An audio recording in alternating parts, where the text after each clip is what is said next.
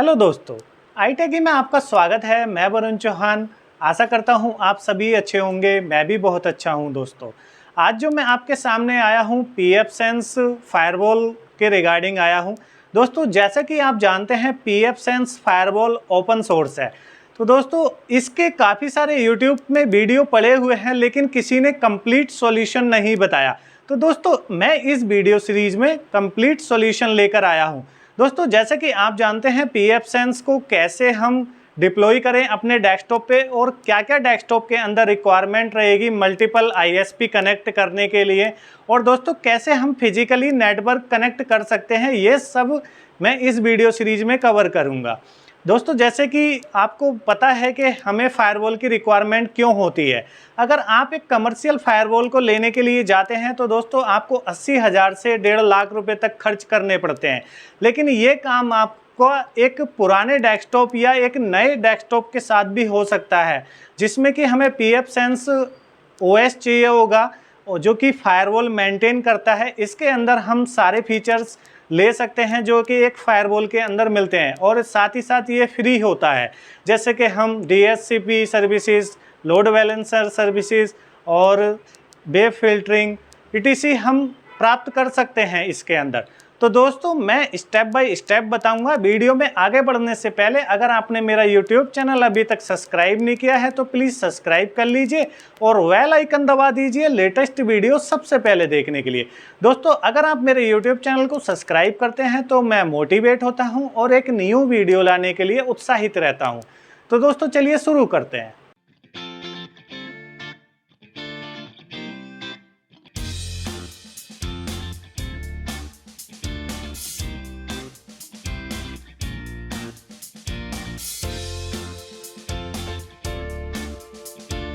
तो दोस्तों pfSense firewall के बारे में भी हम थोड़ा सा जान लेते हैं। pfSense is a firewall router computer software distribution based on free BSD-OS, the open source pfSense community addition and pfSense plus is install on a physical computer. जैसे कि दोस्तों मैं वीडियो के शुरुआत में बता चुका हूँ कि हम इसको एक कंप्यूटर के अंदर इंस्टॉल कर सकते हैं, और फिर उसके बाद इसका बेनिफिट जैसे कि मैं कमर्शियल फायरवॉल के रिगार्डिंग भी बता चुका हूं कि हम इसको कमर्शियल फायरवॉल के तरीके से इस्तेमाल कर सकते हैं। नेक्स्ट है दोस्तों history of pfSense firewall. The pfSense project began in 2004। यहाँ पे दोस्तों 2004 के अंदर pfSense फायरवॉल आई थी, और इसका फर्स्ट रिलीज़ वर्जन जो हुआ था अक्टूबर 2006 में लॉन्च हुआ था। तो दोस्तों ये हो गई हिस्ट्री हमारी pfSense की, जिसमें कि software using the packet filtering tools also introduce कराया गया। उसके बाद में pfSense फीचर्स। दोस्तों मैंने यहाँ पे मेन बेसिक फीचर्स ही लिए हैं, जैसे लैन वैन राउटर, और नेक्स्ट है हमारा फायरवॉल। दोस्तों मैं इनके बारे में डेफिनेशन यहाँ लिख के तो लाया हूँ, लेकिन मैं वीडियो में ज़्यादा टाइम वेस्ट नहीं करना चाहता। इतना तो आप बेसिक जानते ही हैं कि लैन वैन राउटर क्या है, फायरवॉल क्या है, DHCP DNS सर्वर क्या है। इसी तरीके से अगला फीचर्स है ट्रांसपेरेंट स्क्यूड प्रॉक्सी सर्वर। दोस्तों जैसे कि आप जानते हैं स्क्यूड प्रॉक्सी सर्वर का इस्तेमाल प्रॉक्सी के लिए किया जाता है, तो इसके अंदर ये फीचर्स भी अवेलेबल है। नेक्स्ट है मल्टी वैन राउटर और लोड बैलेंसिंग। जैसे कि मैं वीडियो की शुरुआत में कह चुका हूँ आपको कि लोड बैलेंसिंग भी हम कर सकते हैं इसमें मल्टीपल ISP का। नेक्स्ट है हमारे पास पोर्ट फॉरवर्डिंग फीचर। जैसे आप अपने ऑफिस में वेबसाइट चला रहे हैं या कोई भी फीचर्स चला रहे हैं जो कि पोर्ट के साथ आप फॉरवर्ड करना चाहते हैं ग्लोबल नेटवर्क में, तो आप इसके थ्रू कर सकते हैं। नेक्स्ट है हमारे पास minimum hardware requirements pfSense firewall install करने के लिए। तो दोस्तों 64 बिट AMD प्रोसेसर या इंटेल प्रोसेसर चाहिए। उसके बाद में 1 GB रैम और उससे अधिक हो तो भी चलेगी। इसी तरीके से फिर 8 GB हार्ड ड्राइव चाहिए। अगर इससे ज़्यादा है तो दोस्तों अच्छी बात है, SSD हार्ड ड्राइव दोनों के अंदर इंस्टॉल कर सकते हैं। और दूसरा है 1 मोर कंपैटिबल नेटवर्क इंटरफेस कार्ड। दोस्तों इसके अंदर कम से कम 2 NIC कार्ड होने चाहिए। और तीसरा है बूटेबल USB ड्राइव और हाई कैपेसिटी ऑप्टिकल ड्राइव। दोस्तों इसको हम पेन ड्राइव के थ्रू भी इंस्टॉल कर सकते हैं और आप DVD बना के भी इंस्टॉल कर सकते हैं। तो दोस्तों ये रिक्वायरमेंट हमें चाहिए हार्डवेयर में। दोस्तों नेटवर्क डायग्राम फॉर कनेक्टिंग। तो ये हमारा नेटवर्क डायग्राम है। ये हमारे इंटरनल कंप्यूटर हैं जो कि लैन नेटवर्क है, एक स्विच के थ्रू कनेक्ट। अब एक हमारे जो pfSense का सर्वर रहेगा या फायरवॉल कह सकते हैं दोस्तों, उसके अंदर निक कार्ड पहले से ही अवेलेबल है।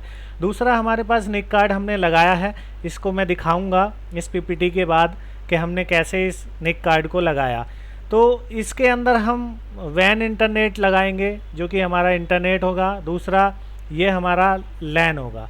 तो लैन के लिए हम लोकल केबल लगा रहे हैं और वैन के में इंटरनेट का केबल लगा रहे हैं। तो दोस्तों ये हमारा नेटवर्क डायग्राम रहेगा। नेक्स्ट है कि हम इसको डाउनलोड कैसे करें। दोस्तों गूगल में अगर आप सर्च करेंगे pfSense फायरवॉल डाउनलोड तो आपको इस लिंक पे हिट करेगा और आप वहाँ से डाउनलोड कर सकते हैं। जैसे वहाँ पे हमें ऑप्शन चूज़ करना होगा, सिलेक्ट आर्किटेक्चर जैसे कि 64 बिट और AMD हार्डवेयर। इसी तरीके से for specific firewall the net gate store which contain USB serial console port COM2। इसी तरीके से ये सारे हमें ऑप्शन वहाँ पे फिल करने होंगे। DVD या ISO आपको चाहिए, BGA चाहिए या सीरियल चाहिए। तो दोस्तों ये सब मैं आपको प्रैक्टिकली करके दिखाने वाला हूँ। PPT में मैं इसलिए बता रहा हूँ कि आपको लगे कि हमें क्या क्या रिक्वायरमेंट है। अब लेट्स स्टार्ट द इंस्टॉलेशन। तो दोस्तों इंस्टॉलेशन से पहले हम अपने सिस्टम के अंदर लैन कार्ड लगाएंगे और लैन कार्ड की क्या क्या रिक्वायरमेंट है वो हम देखते हैं। चलिए दोस्तों वीडियो में बढ़ते हैं आगे। दोस्तों ये मेरे पास लैन कार्ड है जो कि मैंने लाइनेक्स कंपैटिबिलिटी का मंगवाया है। तो दोस्तों आप भी इस बात का ध्यान रखेंगे, अगर कोई भी लैन कार्ड ख़रीद रहे हैं आप अपनी फायरवॉल के लिए, और जैसे कि हम जानते हैं कि pfSense फायरवॉल इंस्टॉल करेंगे तो pfSense फायरवॉल लाइनेक्स फ्लेवर है, तो दोस्तों उसके लिए लाइनेक्स कंपैटिबिलिटी का ये लैन कार्ड बहुत ज़रूरी है। अगर आपके पास PCI एक्सप्रेस मशीन है, जैसे इसकी तरह अगर PCI पोर्ट हैं छोटे वाले, तो दोस्तों आप PCI एक्सप्रेस लैन कार्ड खरीदेंगे। और अगर आपके पास बड़े वाले पोर्ट हैं PCI के तो उसके लिए आप PCI लैन कार्ड खरीदेंगे। तो दोस्तों मेरे पास ये PCI एक्सप्रेस लैन कार्ड है, इसमें एक पोर्ट पहले से ही इनबिल्ट है दोस्तों ये वाला। अब मैं जो लगाने जा रहा हूँ PCI एक्सप्रेस कार्ड लगाने जा रहा हूँ, जैसे कि मैंने वीडियो के शुरुआत में बताया कि हमें 2 लैन कार्ड चाहिए होंगे, एक लोकल पोर्ट के लिए और एक ISP के लिए। अगर दोस्तों आपके पास मल्टीपल ISP हैं, 2-3 लैन कार्ड लगाने होंगे अगर आप लोड बैलेंसिंग करना चाहते हैं। तो चलिए दोस्तों अब हम कार्ड लगाते हैं। तो दोस्तों मेरा ये लैन कार्ड अब लग गया है। तो आप देख सकते हैं मेरे पास 2 पोर्ट हो गए, एक ये मेरा ISP के लिए हो गया और एक ये मेरा लैन के लिए हो गया। अगर दोस्तों आप चाहते तो ऐसा नहीं है कि दोनों में से एक पोर्ट चूज़ करना होगा, अभी हम कोई से भी पोर्ट को लैन के लिए और कोई से भी पोर्ट को ISP के लिए चूज़ कर सकते हैं। लेकिन जब हम इंस्टॉलेशन के बाद सिलेक्ट करेंगे तो उस पर हमें लोकल IP के लिए सिलेक्शन करना होगा और ISP के लिए सिलेक्शन करना होगा। तो दोस्तों ये पोर्ट मैंने अब लगा दिए हैं। अब हम बढ़ते हैं नेक्स्ट स्टेप की ओर। तो दोस्तों अब हम केबल कनेक्ट कर रहे हैं। ये हमारा येलो केबल है, ये लोकल का है, इसको मैंने लोकल के लिए लगा दिया जो कि इनबिल्ट पोर्ट है हमारे डेस्कटॉप के अंदर। और दूसरा पोर्ट है मेरे पास ये ब्लैक। दोस्तों इस ब्लैक को मैं क्या कर रहा हूँ, जो एक्सप्रेस कार्ड मैंने लगाया है उसके अंदर मैं इसको लगा रहा हूँ। तो दोस्तों ये जो है ISP का हो गया है। तो हमारे पास ये दोनों पोर्ट हो चुके हैं। दोस्तों अब हम बढ़ते हैं नेक्स्ट स्टेप की ओर। तो दोस्तों आप अपने सिस्टम में ब्राउज़र ओपन करेंगे, जैसे कि मैंने यहाँ पे मोजिला फायरफॉक्स ओपन किया है, आप गूगल क्रोम भी ओपन कर सकते हैं। और फिर उसके अंदर हमें सर्च करना होगा pfSense फायरवॉल डाउनलोड। तो दोस्तों आप देख रहे हैं www.pfsense.org ये वेबसाइट आ गई है। फिर उसके बाद हम डाउनलोड pfSense कम्युनिटी एडिशन पे क्लिक करेंगे। तो दोस्तों यहाँ पर ये वर्जन दिखा रहा है, यहाँ पर वर्जन 2.7.0 और यहाँ आर्किटेक्चर या मिरर। तो दोस्तों वर्जन 2.70 ये हमारा लेटेस्ट वर्जन है जो कि स्टेबल है। फिर यहाँ पर मैं AMD 64 आर्किटेक्चर सिलेक्ट कर रहा हूँ, फिर उसके बाद इंस्टॉलर। अगर आप यूएसबी मैम स्टिक इंस्टॉलर करते हैं तो यूएसबी कर सकते हैं, अगर आप डीवीडी बना के इंस्टॉल करना चाहते हैं तो डीवीडी। दोस्तों वर्चुअल में आपको इंस्टॉल करने वाले काफ़ी वीडियो आपने देखे होंगे, लेकिन यहाँ पर मैं एक रियल एग्जांपल दिखा रहा हूँ। तो दोस्तों मैं USB ma'am stick installer download करता हूँ, फिर उसके बाद कंसोल सेलेक्ट करना होगा। कंसोल यहाँ से मैं वीजीए लेता हूँ, फिर उसके बाद मिरर यहाँ पे हमारे नियर बाय सर्वर जो पड़ेगा सिंगापुर पड़ेगा, तो मैं सिंगापुर के सर्वर से डाउनलोड कर रहा हूँ। फिर उसके बाद यहाँ पे डाउनलोड पे क्लिक करता हूँ मैं। तो दोस्तों ये पीएफ सेंस फायरवॉल की इमेज डाउनलोड हो रही है। तो दोस्तों देख सकते हैं मेरी पीएफ सेंस फायरवॉल की इमेज डाउनलोड हो गई है। अब हम इसको यूएसबी बूटेबल बनाते हैं। तो दोस्तों पेन ड्राइव बूटेबल बनाने के लिए हमें एक सॉफ्टवेयर डाउनलोड करना होगा, ईचर। मैं इसको डाउनलोड कर रहा हूँ, ईचर। तो दोस्तों फर्स्ट पेज आ गया है eacher.valena.io। तो इसको हम ओपन कर लेंगे और यहाँ पर हम देख रहे हैं डाउनलोडिंग के लिए, तो इस पर डाउनलोड पे क्लिक करेंगे। अब यहाँ से मैं ईचर फॉर विंडोज़ डाउनलोड करने वाला हूँ। यहाँ पे .exe है इंस्टॉलर के लिए, तो इसको मैं डाउनलोड कर लूँगा। ये डाउनलोडिंग शुरू हो गई है, ये डाउनलोडिंग कंप्लीट हो गई है। अब हम इसको ओपन कर लेंगे डबल क्लिक करके। तो ये ओपन हो गया है। इंस्टॉलेशन के लिए पॉपअप दे रहा है, तो हम एग्री पे क्लिक करेंगे। अब ये इंस्टॉलेशन इन प्रोग्रेस। तो दोस्तों अब ये इंस्टॉल हो गया है। वलीना एचर को ओपन करने के बाद दोस्तों हम अपने जाएंगे आईएसओ इमेज पर पीएफ सेंस की। तो पीएफ सेंस की आईएसओ इमेज यहाँ पर पड़ी हुई है। दोस्तों ये अभी राइट क्लिक करके मैं प्रॉपर्टीज़ अगर इसकी चेक करता हूँ तो ये अभी .z करके इमेज है। तो इसको अगर मैं एक्सट्रैक्ट करूँगा तब ये आईएसओ में आएगी, क्योंकि एक्सट्रैक्ट हेयर कर लेते हैं, क्योंकि ये अभी .gz एक्सटेंशन के साथ है और हमें चाहिए बूटेबल बनाने के लिए आईएसओ इमेज में। तो दोस्तों अब ये एक्सट्रैक्ट होने के बाद में आईएसओ इमेज में कन्वर्ट हो जाएगी। तो दोस्तों अब हम देख सकते हैं यहाँ पर ये आईएसओ इमेज आ गई है एक्सट्रैक्ट होने के बाद में। राइट क्लिक करता हूँ मैं इस पर, मैं आपको दिखाता हूँ। प्रॉपर्टीज़ पे जाएंगे और यहाँ पे देख सकते हैं हम आईएसओ है। तो अब हम वेलेना ईचर पे आ गए और यहाँ पे हम आईएसओ इमेज को सिलेक्ट करेंगे डाउनलोड फोल्डर के अंदर। यहाँ पीएफ सेंस आईएसओ सिलेक्ट कर ली। अब दोस्तों यहाँ पे सिलेक्ट टारगेट करेंगे। सिलेक्ट टारगेट में ऑलरेडी पेन ड्राइव है, तो इसको सिलेक्ट करके ये सिलेक्ट हो गई है। अब यहाँ पे फ्लैश क्लिक करेंगे।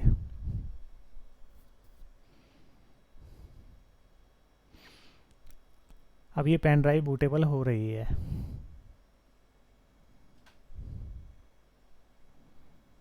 तो ये थोड़ा सा टाइम लेगा, तब तक हम वीडियो को पॉज कर देते हैं। अब ये वैलिडेटिंग के बाद फिर से फिनिशिंग हो रही है। तो दोस्तों अब मेरी पेन ड्राइव बूटेबल बन गई है। दोस्तों मैंने पेन ड्राइव अब कनेक्ट कर दी है और मैंने अपना सिस्टम रीस्टार्ट किया है। अब हम इसको बूटेबल सेलेक्ट करेंगे। तो दोस्तों मेरे सिस्टम के अंदर F12 है बूट सेलेक्ट करने के लिए। आप अपने सिस्टम में देख लें कि मदरबोर्ड या कोई ब्रांडेड सिस्टम है तो उसके हिसाब से, वैसे F12 ही होता है ज़्यादातर। तो मैंने यहाँ पे बूटेबल ऑप्शन आ गए हैं, तो यहाँ पे साटा डिफ़ॉल्ट में है, लेकिन मैं यहाँ पे USB स्टोरेज डिवाइस सिलेक्ट कर रहा हूँ, क्योंकि मैं USB पेन ड्राइव से इंस्टॉल कर रहा हूँ पीएफ सेंस फायरवॉल। तो इसको सिलेक्ट करने के बाद मैं एंटर प्रेस करूँगा। अब यहाँ पर मैंने एंटर प्रेस कर दिया है। तो दोस्तों अब ये बूट होने के बाद में पीएफ सेंस फायरवॉल के ऑप्शन आने लगे हैं और ये आगे के लिए बढ़ने लगी है इंस्टॉलेशन के लिए।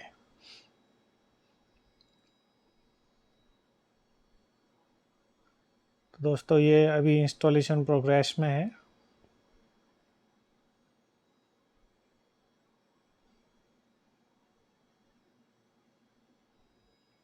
तो दोस्तों अब यहाँ पे ये एग्रीमेंट एक्सेप्ट करने के लिए ऑप्शन है, हम देख सकते हैं। तो मैं एक्सेप्ट पे क्लिक करता हूँ। एक्सेप्ट करने के बाद में install PF sense rescue shell और रिकवर कॉन्फिग डॉट एक्सएमएल। तो दोस्तों हम फ्रेश इंस्टॉलेशन कर रहे हैं, तो यहाँ पर हम इंस्टॉल pfSense सेलेक्ट करेंगे और फिर ओके पे क्लिक करेंगे। अब यहाँ पर फिर से ऑप्शन आ गए हैं, guide root on, auto UFS, guide UFS disk setup. तो दोस्तों यहाँ पर हम डिफ़ॉल्ट सेलेक्ट कर रहे हैं 2FS करके और ओके पे क्लिक कर रहे हैं। अब यहाँ पर फिर से ऑप्शन आ रहे हैं, कॉन्फ़िगर ऑप्शंस। तो दोस्तों मैं यहाँ पर डिफ़ॉल्ट इंस्टॉलेशन कर रहा हूँ, तो इंस्टॉल सेलेक्ट करके मैंने सेलेक्ट पे क्लिक किया। अब यहाँ पर स्ट्रिप आ रहा है, तो नो रिडंडेंसी है। यहाँ पर जैसे रेड बना के अगर हम इंस्टॉलेशन कर रहे हैं तो दोस्तों ये उसके लिए है। तो यहाँ पर मैं सिंगल हार्ड ड्राइव के अंदर इंस्टॉलेशन कर रहा हूँ, तो stripe single no redundancy okay पर क्लिक करूँगा। अब यहाँ पर हार्ड ड्राइव दिखा रहा है। दोस्तों यहाँ पे मुझे हार्ड ड्राइव सिलेक्ट करनी होगी, मैंने यहाँ पे सिलेक्ट कर ली है। अब उसके बाद ओके पे क्लिक करेंगे, तो यहाँ ओके हो गया है। अब यहाँ पे दे रहा है last chance, are you sure you want to destroy the current content of the following disk. ये डिस्क के लिए वार्निंग दे रहा है कि आपका सारा डेटा डिलीट हो जाएगा जो अभी करंट में अवेलेबल है। तो दोस्तों इसके लिए मैं यस पे क्लिक करूँगा। मैं चाहता हूँ कि सब डिलीट हो जाए और इंस्टॉलेशन हो, तो यस पे क्लिक कर दिया। अब ये इंस्टॉलेशन प्रोग्रेस में है आगे के लिए। ओवरऑल प्रोग्रेस 55% 70% हो चुकी है, तो थोड़े टाइम का हम वेट करेंगे। अब यहाँ पर इंस्टॉलेशन होने के बाद ये रिबूट का ऑप्शन आ रहा है, तो हम रिबूट को सिलेक्ट करके एंटर प्रेस करेंगे। अभी ये मेरा सर्वर रिबूट हो रहा है। दोस्तों हमारा इंस्टॉलेशन पार्ट 1 कंप्लीट हो गया है। अब हम मिलते हैं सेकंड पार्ट में। दोस्तों आशा करता हूँ मेरी वीडियो आपको पसंद आई होगी। वीडियो को लाइक कीजिए, कमेंट कीजिए और दोस्तों के साथ शेयर करना ना भूलें। और दोस्तों अगर आपका कोई colleague open source firewall installation plan कर रहा है तो आप मेरी वीडियो सीरीज उसके साथ शेयर कर सकते हैं, काफ़ी लाभकारी रहेगी। चलिए दोस्तों मिलते हैं हम एक न्यू वीडियो में न्यू ट्रिक के साथ। तब तक के लिए धन्यवाद।